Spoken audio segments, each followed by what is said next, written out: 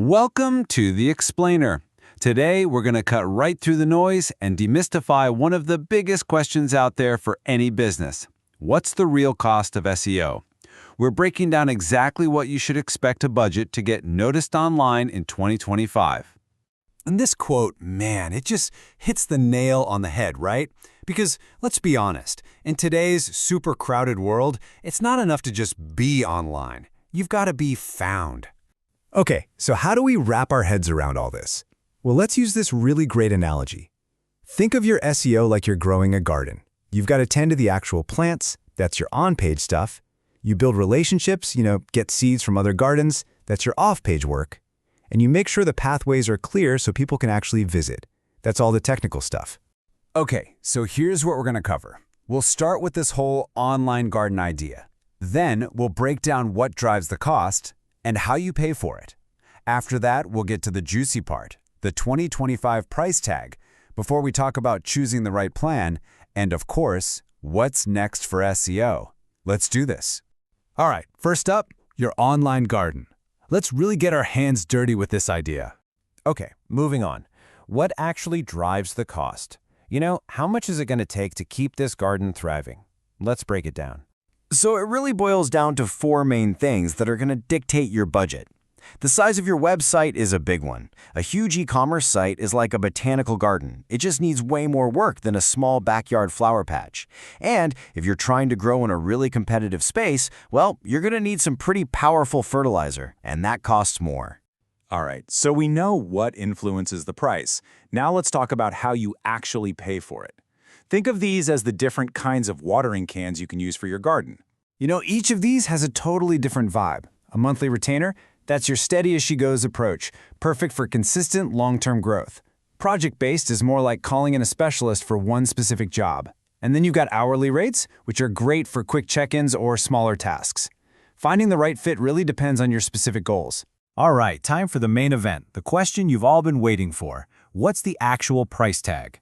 Let's get into the real numbers for 2025 and see what you can expect to invest.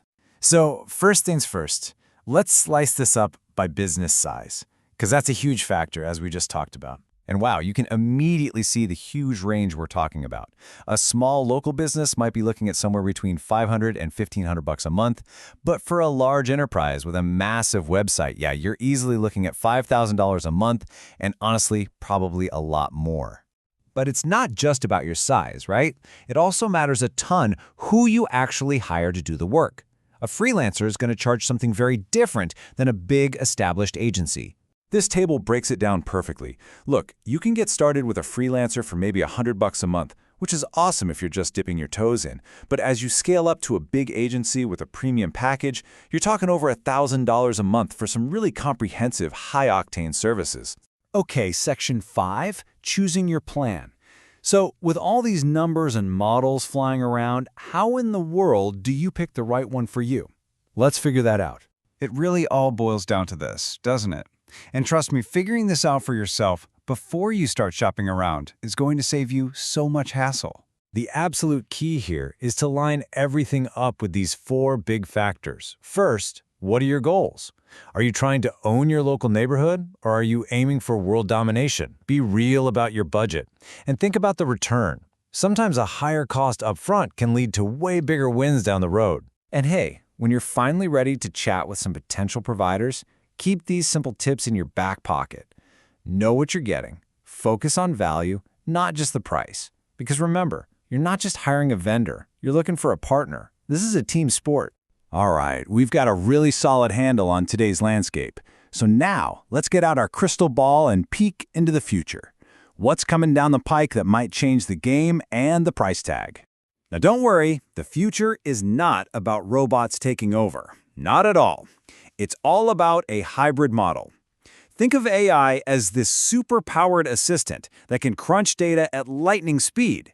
But you still need that brilliant human mind to look at the data, see the big picture, and come up with the actual game-winning strategy.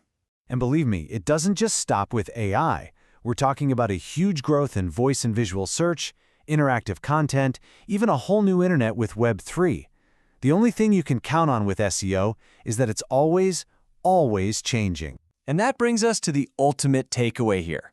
Success isn't about finding the cheapest deal or some magic bullet. It's about finding the right partner for a long-term journey, someone who gets your vision and can adapt as this crazy digital world keeps evolving. So, we've come full circle, right back to our online garden. You've got the info on costs, on the different models, on what's coming next. The real question you got to ask yourself is this: are you planting the right seeds today for the kind of growth you want to see tomorrow?